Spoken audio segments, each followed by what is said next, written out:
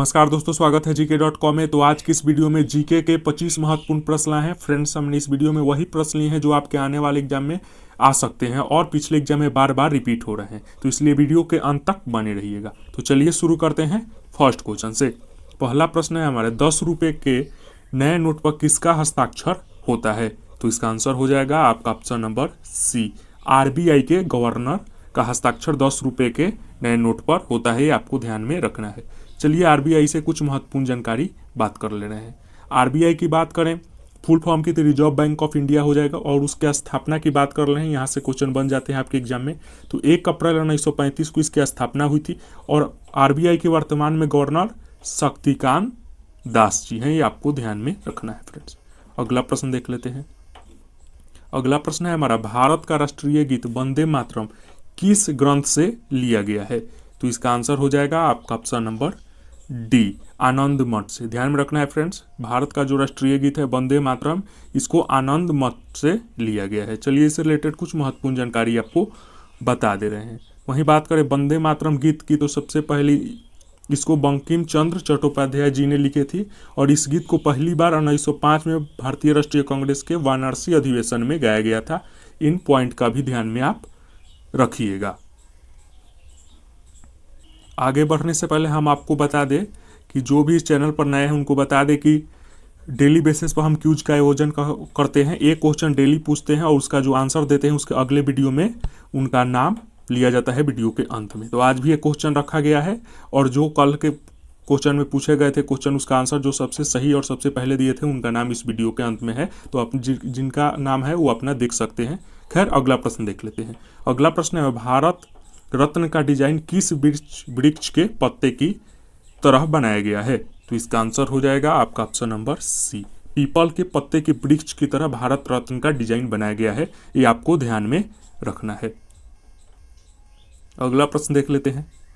अगला प्रश्न है हमारा, विश्व ओजोन दिवस कब मनाया जाता है? तो इसका आंसर हो जाएगा आपका ऑप्शन नंबर डी, 16 सितंबर को प्रत्येक वर्ष विश्व ओजोन दिवस मनाया जाता है, ये आपको ध्यान में रखना है। चलिए इससे रिलेटेड कुछ महत्वपूर्ण जानकारी आपको बता दे रहे हैं।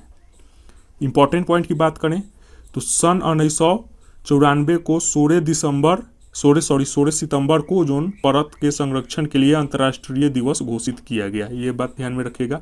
और पहली बार विश्व ओजोन दिवस 16 सितंबर 1995 को मनाया गया, ये भी बात में ध्यान में रखिएगा। यहाँ से भी क्वेश्चन बन सकते हैं।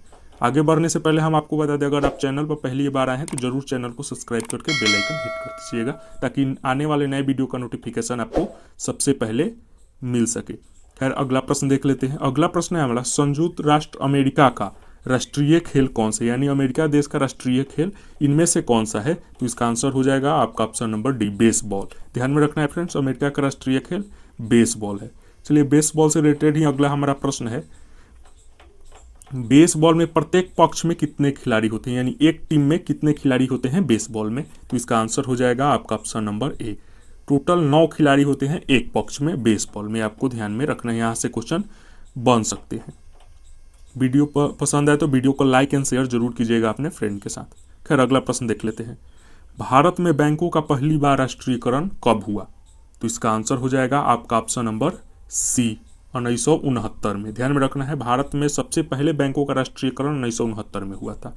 फ्रेंड्स, आप किसी भी क्वेश्चन का आंसर पहले से जानते हो तो कमेंट सेक्शन में जरूर लिख दीजिएगा, और क्विज में पार्टिसिपेट जरूर कीजिएगा। जो हम अंत में एक क्वेश्चन पूछते हैं उसका आंसर सबसे पहले सही जो देगा उसका अगले वीडियो में नाम लिया जाएगा, ध्यान में रखिएगा।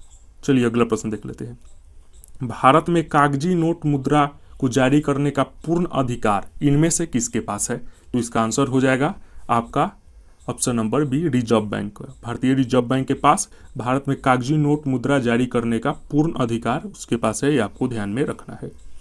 आप ये भी कमेंट सेक्शन में बताइएगा कि आउट ऑफ 25 आप कितना स्कोर कर पाए, जरूर बताइएगा कमेंट सेक्शन में। चलिए अगला प्रश्न देख लेते हैं। अगला प्रश्न है हमारा, विश्व पृथ्वी दिवस कब मनाया जाता है?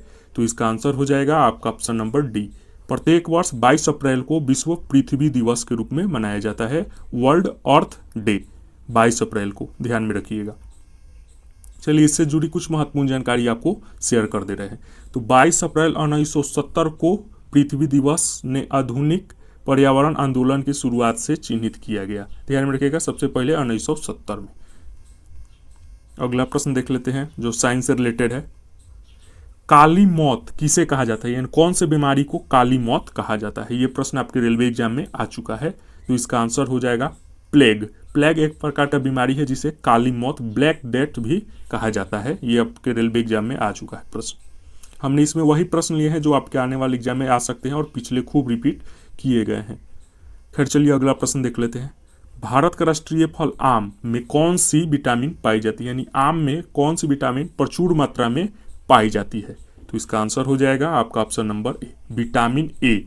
आम में प्रचुर मात्रा में विटामिन ए अधिकतर पाई जाती है, आपको ध्यान में रखना है। अगर इस वीडियो का फ्री में पीडीएफ आना चाहते हैं तो टेलीग्राम पर जुड़ जाइएगा, लिंक डिस्क्रिप्शन में आपको दे देंगे। खैर अगला प्रश्न देख लेते हैं। कबड्डी खेल का जन्मदाता किस देश को कहा जाता है? बहुत महत्वपूर्ण प्रश्न है आपके आने वाले एग्जाम के लिए, तो इसका आंसर हो जाएगा आपका ऑप्शन नंबर डी, अपना प्यारा भारत। ध्यान में रखना है फ्रेंड्स, कबड्डी खेल का जन्मदाता भारत देश को कहा जाता है। चलिए कबड्डी से रिलेटेड भी आपके एग्जाम में क्वेश्चन बन जाते हैं।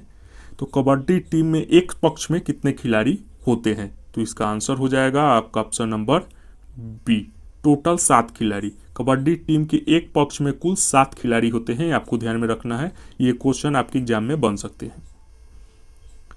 अगला प्रश्न है हमारा, ₹1 के नोट पर किसका हस्ताक्षर यानी सिग्नेचर होता है? तो इसका आंसर हो जाएगा आपका ऑप्शन नंबर सी, वित्त मंत्रालय के सचिव के पास। ध्यान में रखिएगा फ्रेंड्स, ₹1 के जो नोट होते हैं उस पर वित्त मंत्रालय के सचिव का सिग्नेचर होता है। यह प्रश्न आपके एग्जाम में आ चुका है।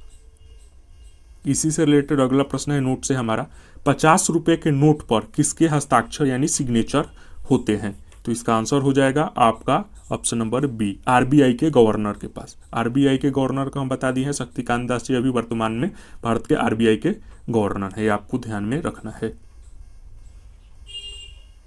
वीडियो को लाइक एंड शेयर जरूर कीजिएगा अपने फ्रेंड के साथ। क्यूज का भी आयोजन किए हैं, जो सबसे पहले बताएगा उसका नाम लिया जाएगा। खैर देख लेते हैं अगला प्रश्न। स्वतंत्र भारत के राष्ट्रीय ध्वज का डिजाइन किसने बनाया था?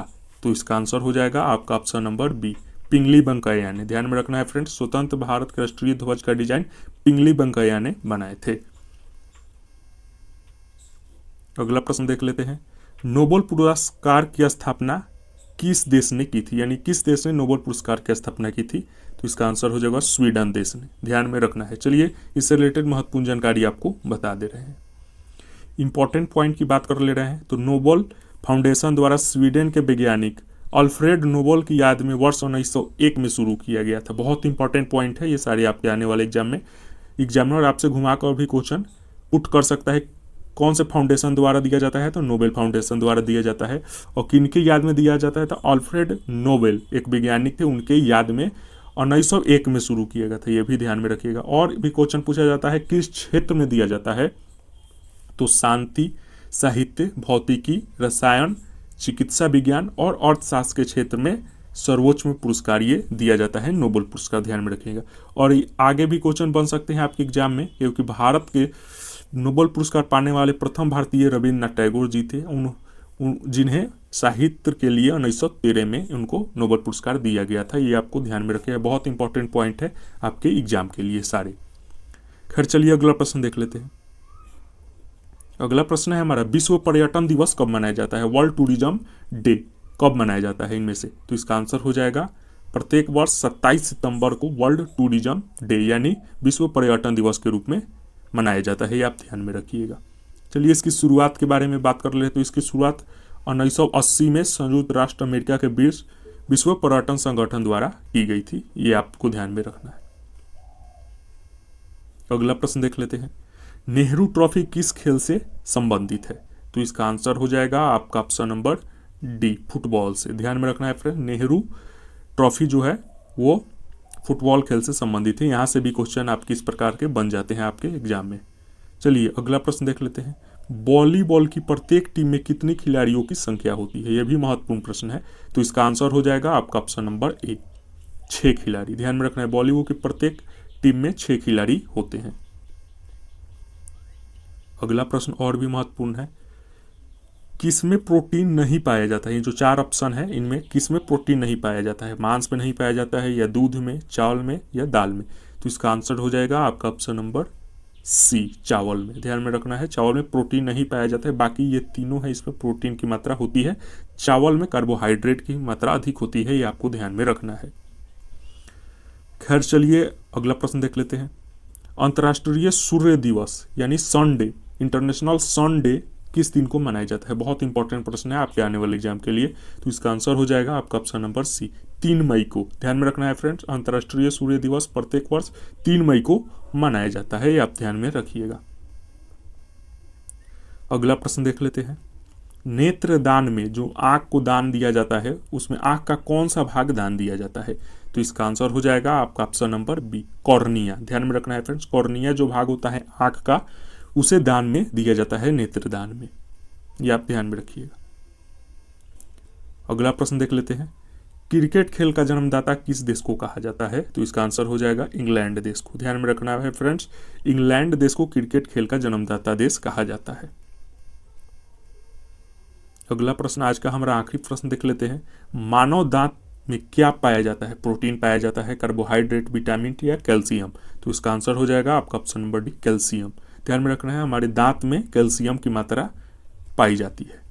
तो चलिए आज का प्रश्न यही समाप्त हुआ। जो प्रश्न हम कल के वीडियो में पूछे थे उसका हम आंसर आपको बता दे रहे हैं। हमने पूछा था एनसीईआरटी, यहाँ पे थोड़ा टाइपिंग एरर है, एनसीईआरटी के नए महानिदेशक कौन बने हैं?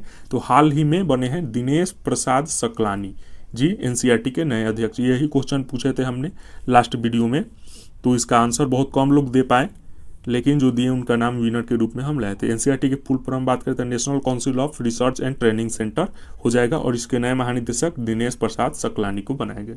तो चलिए विनर के नाम की घोषणा करने से पहले आज का प्रश्न पूछ लेते हैं। जो सबसे पहले बताएगा उसका नाम अगले नेक्स्ट वीडियो में हम लाएंगे। तुर्की देश का राष्ट्रीय खेल कौन सा है? तो आपको कमेंट सेक्शन में सबसे पहले बताना है और सही बताना है तुर्की देश का राष्ट्रीय खेल कौन है। तो चलिए आज के विनर की नाम करें। तो आज के विनर 2 हैं हमारे, 2 ही सही आंसर दिए हैं, उनको कंग्रेचुलेसन हमारी तरफ से, gk.com परिवार की तरफ से। तो पहले नंबर पर नेहा गुप्ता जी दिए आंसर और दूसरे नंबर पर गौरव पनवर जी। ध्यान में रखना है, 2 सही आंसर दिए, 2 विनर हैं आज के हमारे, तो इनको कंग्रेचुलेसन, ऐसे ही पढ़ते रहिए। तो आज का वीडियो यहीं समाप्त हुआ, मिलते हैं नेक्स्ट वीडियो में, तब तक के लिए God bless you, take care and जय हिंद।